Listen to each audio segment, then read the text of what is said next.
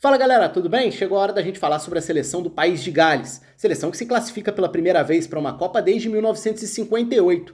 Aliás, seleção que vem de ciclos muito marcantes na Euro, né? Principalmente em 2016, uma campanha espetacular do País de Gales jogando a Euro. E é uma geração que é especial na história do país por conta desses resultados recentes e por levar novamente o país a uma Copa do Mundo.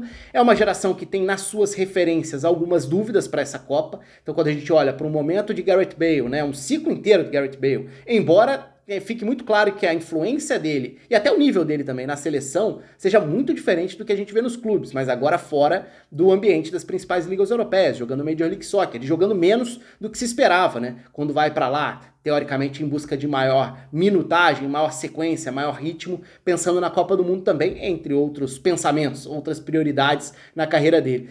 O próprio Aaron Ramsey também já teve momentos melhores, teve uma passagem muito ruim pela Juventus, agora no futebol francês. Enfim, são algumas das principais referências dessa geração.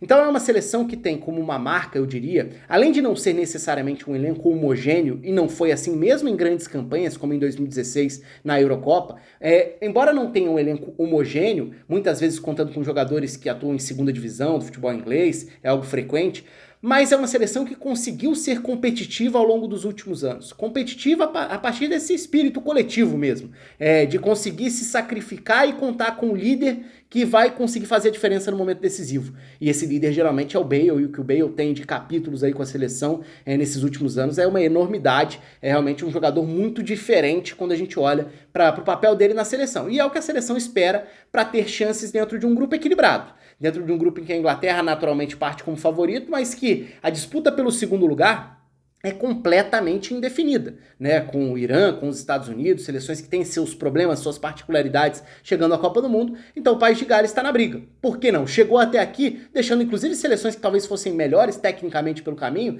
se chegou até aqui, por que não avançar? Certamente é o discurso interno da seleção do País de Gales. E vamos falar então sobre algumas dessas alternativas. É bom situar que a seleção geralmente atua com 3 zagueiros, mas muitas vezes varia para a linha com 4 durante as partidas. Inclusive na Euro em 2021, né? A Euro 2020 foi disputada em 2021. Na Euro jogou mais frequentemente, inclusive, com linha de 4.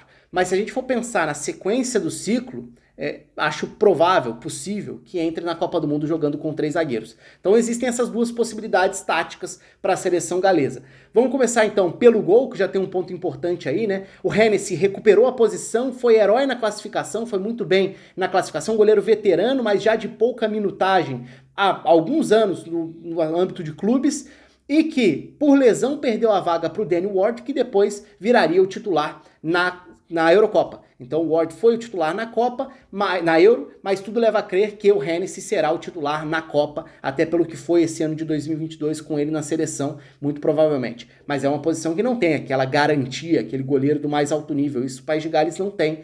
De qualquer forma, a expectativa é de que o Hennessy seja esse titular. Indo para a linha de defesa. A defesa já tem algumas dúvidas, e essas dúvidas, de uma maneira geral, são muito impactadas pelas possibilidades do meio de campo e pelas possibilidades táticas também. Então o País de Gales muito provavelmente vai ter o Joe Rodon como o zagueiro central desse trio, e o Ben Davies como um zagueiro pela esquerda e até uma peça importante de saída de bola também, até pela forma como ele se desenvolveu como zagueiro pela esquerda, inclusive trabalhando assim com o Antônio Conte no Tottenham também, o que só ajuda em termos de dinâmicas de saída de bola, projeções a partir da função de um zagueiro pelo lado, né? Questões importantes também. Pela direita, aí tem algumas dúvidas. Se a gente for pensar, o mundo ideal, provavelmente o mundo ideal para o País de Gales é ter o Ampadu jogando por ali. Só que nem sempre as opções de meio campo estão bem fisicamente. E por conta das dúvidas no meio campo, às vezes o Ampadu vai ser deslocado do papel de zagueiro pela direita para o papel de um dos volantes, e aí o Mifan é quem entra para jogar como zagueiro pela direita. Então são opções bastante naturais nesse caso, trabalhadas, testadas já com alguma experiência dentro da seleção, embora o Ampadu ainda seja um jogador jovem, né, de futebol inglês, agora de futebol italiano também, mas sempre acostumado a jogar como zagueiro ou volante, pode fazer as duas funções dentro da seleção. Eu falei sobre os zagueiros para deixar, e agora eu vou falar sobre os alas, mas assim, isso não muda, o papel dos alas principalmente não muda, especialmente, assim, mesmo que jogue com linha com 4, eles vão continuar sendo peças importantes ofensivamente e que vão ditar a variação da agressividade sem bola do País de Gales também, como eu vou mostrar já já, falando do comportamento sem bola do time. Agora, no meio campo, aí sim vai ditar do meio para frente qual é a variação. Se vai jogar com 3 volantes, se vai jogar com 2 volantes e 2 meias abertos, se vai jogar com uma referência de porte físico no ataque,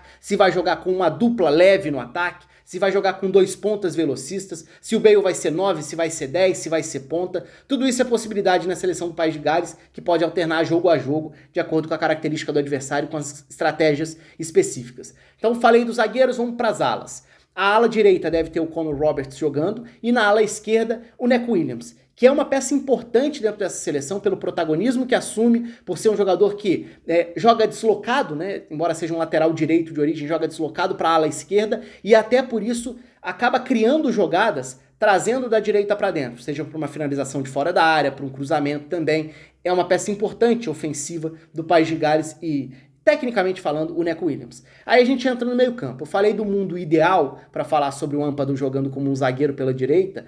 Se esse mundo ideal existe, ele passa pelo condicionamento físico das peças de meio campo. Porque aí a gente entra em alguns dos dilemas dessa seleção, que teve vários desfalques. Por exemplo, na data FIFA de setembro, a seleção do País de Gales estava dizimada. E assim, é complicado porque, por exemplo, a França também estava com um festival de lesões. Só que a França tem muita gente, né? A França tem uma capacidade enorme para montar elencos fortes, mesmo com 10, 15 desfalques. É claro que tem prejuízo, mas é diferente do País de Gales. Se você começa a perder 4, 5, 6 jogadores, como aconteceu com o País de Gales em setembro, você precisa começar a recorrer a jogadores de segunda divisão. Então esse é um ponto importante e por isso eu falo do mundo ideal em termos de condicionamento físico para a seleção galesa. E aí a gente fala de jogadores veteranos que podem formar uma dupla. Vamos partir de um cenário aqui.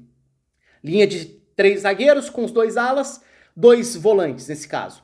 Uma formação possível é ter Joe Allen, experiente, ao lado do Aaron Ramsey. O Ramsey pode jogar como segundo volante, já jogou assim em diferentes cenários. Inclusive até com linha com 4 ele já foi segundo volante na seleção galesa, mas com uma linha de 5 e ele fazendo esse papel de um segundo volante. Nesse caso, permitindo que a seleção tenha desafogo em velocidade. Aí vamos pensar no Bale como um jogador que já não é mais aquele mesmo velocista de antes, então ele assume muito mais o papel do protagonista de buscar o contato com a bola, de ser um armador, de voltar para buscar jogo e de buscar finalizações de média distância, jogadas individuais. Não exatamente aquele cara das super arrancadas de anos atrás e não necessariamente aquele ponta. Então ele vai jogar circulando por dentro com bastante liberdade. O Daniel James nesse cenário pode ser o meia mais aberto, que vai dar profundidade, vai dar velocidade. E aí entra um ponto crucial nas escolhas. Por quê?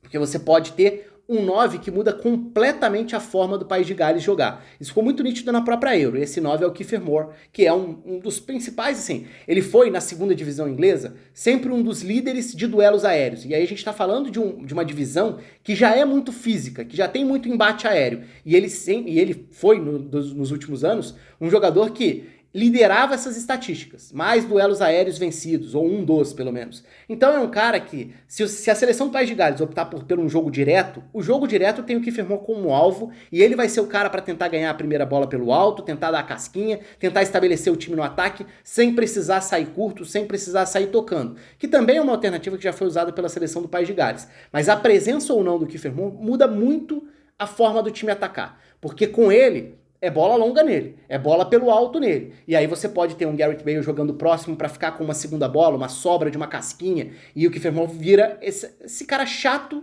da defesa adversária lidar, não pela qualidade individual, mas pela capacidade física de ganhar duelos pelo alto. Então isso é determinante para a gente entender qual vai ser a estratégia de um jogo para o outro na seleção do País de Gales. Quais são outras alternativas? A seleção já jogou sem o Kiefer Moore, jogou sem um centroavante. E aí você pode ter Daniel James e Bale formando uma dupla de ataque, é uma dupla muito mais móvel, né?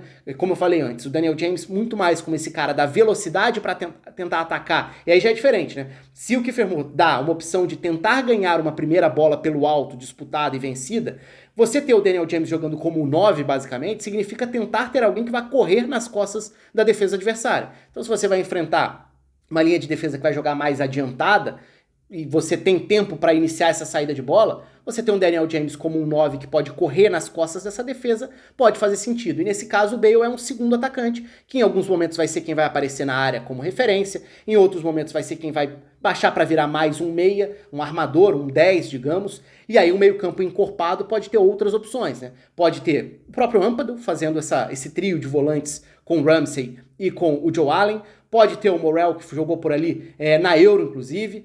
Você pode ter um Harry Wilson, que pode ser eventualmente esse terceiro meio-campista também. E aí as formações vão mudar de acordo com isso também. Você pode ter um triângulo de meio-campo tendo um volante e dois meias. Por exemplo, um Ampadu ou Joe Allen como um primeiro volante, tendo Ramsey e Harry Wilson como esses meio-campistas à frente do primeiro volante. Ou você pode ter uma dupla de volantes mesmo e ter o Ramsey como um 10, digamos, como um meia à frente desses dois. São possibilidades, variações, em alguns casos pequenos detalhes nas escolhas dos meio-campistas da seleção do País de Gales, mas isso vai ditar bastante sobre a forma da equipe atacar.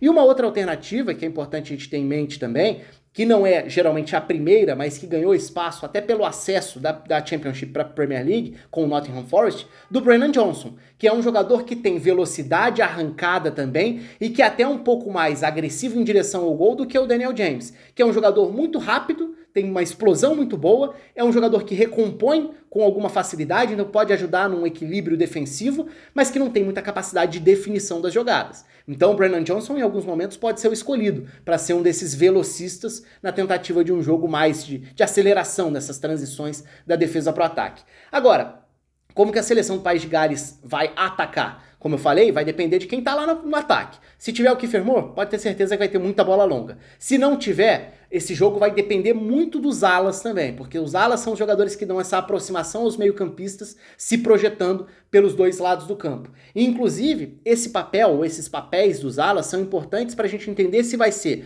uma seleção mais passiva, sem a bola, ou seja, esperando, baixando as linhas, tendo uma linha de 5 montada lá atrás, com aí 2, 3, 4 meio-campistas nessa segunda linha, e aí vai depender também do momento do jogo. O Bale vai baixar para ser um meia numa segunda linha? É possível. O Daniel James tem mais facilidade para fazer isso, o Brennan Johnson pode fazer isso também. Você vai ter um trio de meio-campistas para liberar o Bale para ser um segundo atacante no momento sem bola? É possível, vira um 5-3-2. Isso eu tô falando nos momentos de marcação com um bloco mais baixo, com a defesa mais recuada.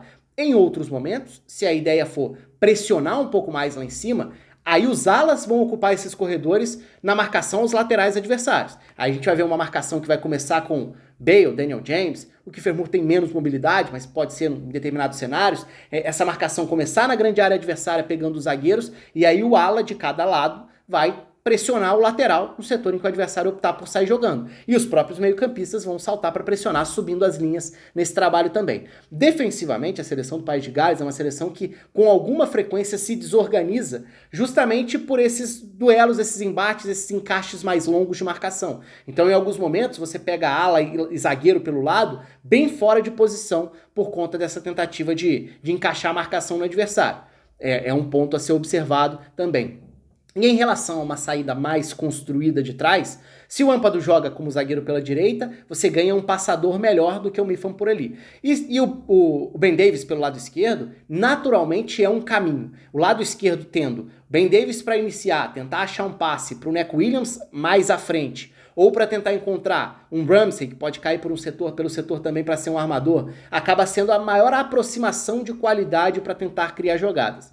Mas voltando àquele tópico inicial, não é uma seleção super técnica, não é uma seleção com grande qualidade individual, mas é uma seleção que depende e deposita muito as esperanças nas suas principais estrelas, e aí principalmente Gareth Bale, mas também o Ramsey, que assume um papel importante de referência técnica no centro do campo, para ser muito competitiva. E aí esse tipo de organização, de ser um time que sabe competir, essa foi uma marca da equipe do Rob Page, né? Se a gente for pegar esse ciclo, se a gente for pegar não só esse período do Rob Page, né? Se a gente for pegar essa última década da seleção do País de Gales, conseguindo se colocar como uma presença em Euro, como uma semifinalista de Euro, então são pontos para a gente observar nessa seleção que está no bolo, está na disputa. Não é uma seleção que encha os olhos, não é uma seleção com grandes recursos, mas é uma seleção que tem uma grande estrela e que por si só é uma grande atração da Copa do Mundo, porque o Bale acaba sendo o cara que levou o País de Gales de volta a uma Copa do Mundo depois de tanto tempo. Vamos ver como vai ser o desempenho na Copa do Mundo, vamos ficar de olho nessa seleção. Um abraço para todo mundo e até a próxima.